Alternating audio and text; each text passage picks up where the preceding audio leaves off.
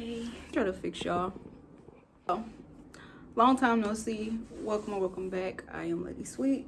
I ain't gonna say I've been going through some stuff, but I've been kind of going through a little something. It's really, it's not slight, but it's like eating. I'm hungry, and these cotton candy grapes that was kind of a ripoff because I thought they were candy coated. That's me for being a big bag. But this is I don't know. I wanted to talk about this because it seemed like the people that I talked to about it, they don't understand why I'm sad. So let's just get right into it. I lived with my dad from 13 all the way up until I jumped out of the car in 2020. So I had just turned 26. So I lived with my dad all the way up until I turned 26. It was like an episode. I'm not gonna get too loose with what happened because I didn't have the guts to say what happened when he was a free man, so I'm not gonna get on here and start popping off now. But you know, it was like a domestic dispute. I jumped out of a car on the highway. I live, thank God, and I haven't seen my daddy since. Like in person, I haven't seen him since. I've been watching over him because you know through records and stuff you can see, but I haven't seen him face to face since. I've been hiding from him actually. Like I have been missing birthdays, baby showers, all this other stuff out of fear of running into him. So there was a lot that happened in between, like in that 1 year when I first left and didn't come back. Like I was petrified. I was scared to go back. Like even to this day, if I was to see him, I would probably still be scared that I ran into him. I still love him. But he's just one person that I don't want to run into. I promise you. But while like me going on in my life, I still got like went on, tried to do great things, Another reason why I can't really talk to him is because he knows he's one of the only people that can trick me. He's like, I fear him the most, and he's one of the only people that can trick me, like really trick me. Yeah, so that kind of gives you a sense of what was going on for those 13 years. But even then, like I didn't want to see him go to jail, so that's why I didn't call the police on him. Like I even instead of going to a shelter, because they wanted me, in order to stay at the shelter, I had to label him as an abuser. And I was afraid that if I labeled him as an abuser, then they would come find him and lock him up. And I did not want that to happen because at the end of the day, we still family. And I always thought that maybe he can change just by, you know, seeing the consequences. Like you lose people when you hurt people. That never happened. In fact, it kind of gotten worse and went down a downward spiral. That's what we're talking about this video now.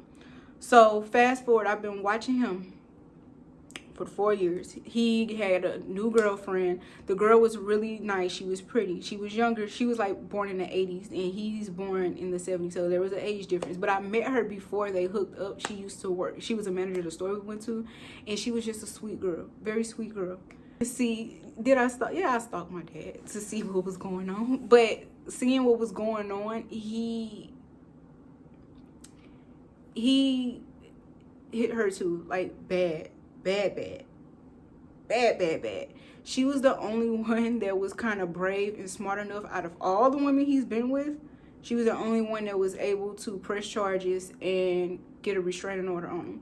However, I don't know how this man pulled this off. He did this twice to the same woman and was still able to escape jail time. I don't know how. Not saying that I wanted him to go to jail because like I said, we family, but it was like he been throwing rocks at the penitentiary for a long time, for a very long while now.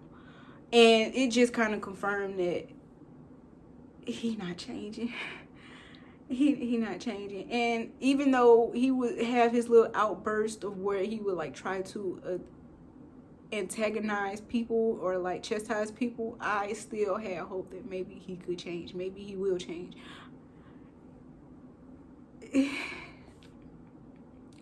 It never happened. It didn't happen. Like as we see so far, it has not happened. He's still the same. Like the people who lived with him and knows him, we're able to joke about how he is and how he was, but at the same time, like while we're able to joke about it, it still hurts. Like how he when I tell you the man was barbaric, he was barbaric. That's my daddy. I love him. He was like my best friend. Like every day, 13 years, I seen him. But the man was barbaric, without me going into details. We joke about the stuff that he did and how he was, but it hurts. Any woman that, yeah, even the kids, just, it hurts. So yeah, I've been ducking and dodging, hiding from this man, but still watching over him. Same woman, same charge, but yet he was able to escape jail time. How he was able to do this, I don't know. I wasn't wishing jail time on him the whole time, but it was like one of those things where it's like, if he don't stop, it's either his life is gonna stop or he gonna go to jail. And it was like one of those things that I knew it was almost inevitable, because like I said, he been throwing rocks for years, but when it finally happened, it just hurt. I'm gonna get into that. I'm moving too fast. I finally, like, I don't know what happened, but he had a couple evictions. That was pissing me off. That the fact that people were sending me pictures of him, he was like that, it pissed me off and it hurt. But I think it pissed me off more than it hurt me, because it's like, this man taught me everything I know about surviving, how to not let people run game on you, how to be a shark, how to make sure you take care of your business, don't let your business take care of you. And then to see, I'm gonna say, to see somebody who is basically the first hero of your life, the main hero of your life. This not to take credit away from women, because my mama, like, mothers, I see as like the unconditional lovers, the nurturers, but the dads, in a functional way, in a functional family, this is what it's supposed to be. The dads are like the heroes. They fight off the bad guys. They make it happen. The mothers, they're gonna make sure that you're loved unconditionally. They're gonna make sure that you're nurtured. That's to see that you're a hero, the one who taught you everything that you know, and it worked for you, and they not applying it to themselves. That's kind of what pissed me off the most. I was more angry than I was hurt. I was probably like 2% embarrassed, because it happens to the best of us, but at the same time, it's like, you taught me how not to be in that situation. Why? What's going on? When I left, you had like 4 cars, you had a place, you had money. Like, what happened? You had 4 cars and a motorcycle. What happened?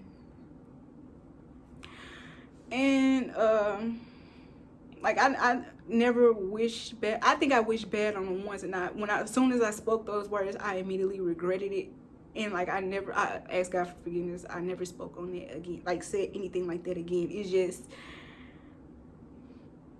it's hard seeing your hero fall gradually, slowly, because another aspect of it is he started to worship. It was like more, he can't even say satanic worshiper. And another thing that got me with that is, he was the one, when I was questioning my faith, when I was an atheist and all that other stuff, he was the one who kept pushing the Bible on me. He was heavy on the Bible, like, he did not play. And I understand when stuff like starts going bad and it keeps going downhill, and it keeps going further downhill, and it keeps going further downhill. Sometimes our initial reaction is to have like a attitude or disdain towards God, but it's like, if you read the book of Job, you understand, like, it happens. You're not supposed to just switch sides like that. Like, seeing his life was just the book of Job, really. Like, moving forward. But even seeing him with the evictions and stuff like that, him living in his car, I'm like, he's got to, like, he can change. Because even then, like, watching over him, I seen him push family members away, family that was backed in his corner. He's the baby. Like, they don't, nothing happen to him, they gonna always have his side. He's the baby. I don't know how he pushed people away to the point where they don't even mess with him, they don't even talk to him or help him, but he pushed everybody away. Which means, no, he wasn't changing. He wasn't changing in a free world. And it's like, He turned 50 in December. I ain't gonna put his birthday out there. He turned 50 in December. And 2 days after his birthday is when he got locked up on 3 big boy cases. And when I say big boy, I mean this is not no misdemeanor. Now, I did read like what the sentencing is like. Hopefully, if he plays his cards right, hopefully if there's like a good lawyer or public defender or whatever, hopefully if things are done right, he can probably get minimum 6 to 10 years, or 6 to, hopefully minimally, probably like 2 years and then some probation time, hopefully. But on the other end, it can get bad, like 30 years max probably. So I'm looking towards like the good end, but it just hurt me because like you just turned 50 and you gotta spend like, you supposed to be like sitting back in a rocking chair, and that's what he used to say, like when he's older he want to be sitting back in a rocking chair and die in a rocking chair on a porch. It's scary because even though he's in jail, it doesn't guarantee he's gonna change in jail. Matter of fact, one of his childhood friends died in jail.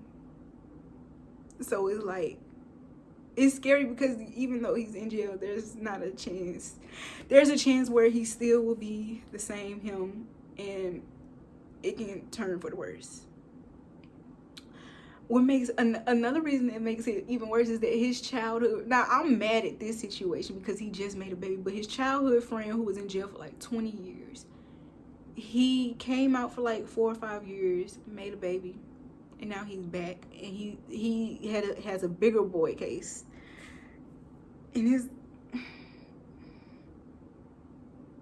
I don't know, you just be wanting people to change and they don't. Now I don't have no business talking on the friend because I really don't know him much, but it's just, he was always like in the background story of like, when I say that was my dad's Ace Boon Coon, that was my dad's Ace Boon Coon. Like they was close, like brothers.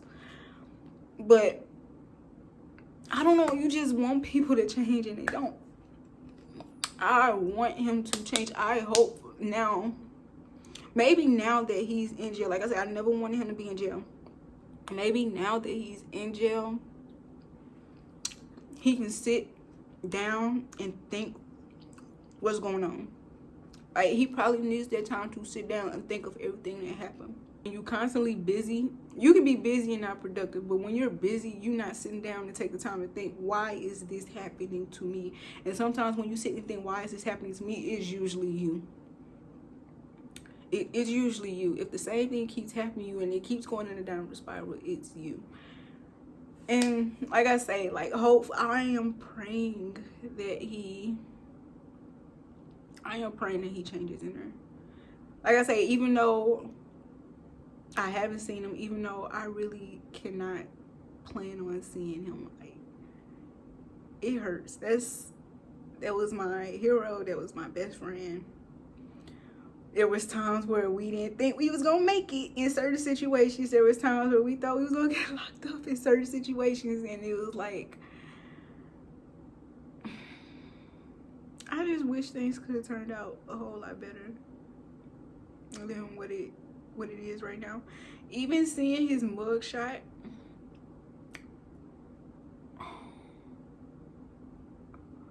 you can see that there's really nothing behind his eyes. Like if you want to know how he looked, just picture me. Like I am like the spitting image of my dad, but you can just see that there's nothing behind his eyes. Like there's nothing there.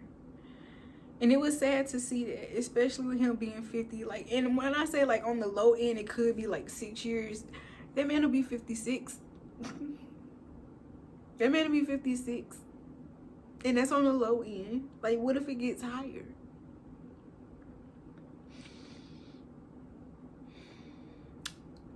That, and it honestly, it also taught me a lesson. Like, it taught me 2 lessons. I'm sitting here hiding and running away from him, and all I had to do is put it in God's hands. Like I said, I did not want him to go to jail. I would have rather him move to a different location than him to have to sit in jail in his older, later years. But I was sitting here running out of fear from him, hiding myself out of fear of him seeing me, and God had me all along. Like I say, I would rather him not go to jail. I wanted him to move away or find a woman and treat her right and they live and cohabitate a better life. That's what it taught me. I'm sitting here hiding, God got it. Okay. Second thing it taught me is the devil will trick you out of what you are destined to have. Like I said, when I left my dad, he had 4 cars and a motorcycle, the house. He had money saved up. He had it going on, and somehow he began to go down a downward spiral. When you start losing, you're not supposed to denounce God after that. You still, it's hard. It's so hard. But even in the down times, you still give praise to God for what you have going now. Because as long as you're alive, you have the opportunity to change. Your situation can change. But the devil will come in and trick you into thinking that God is not good. He will come in and trick you to think that you have the will over your life, because you don't. You really don't. We are all at the mercy of God at the end of the day. Yeah, it may seem fun when you have your free will, but sometimes when you go against the laws of nature, it comes back on you. And I just, like I say, I really hope,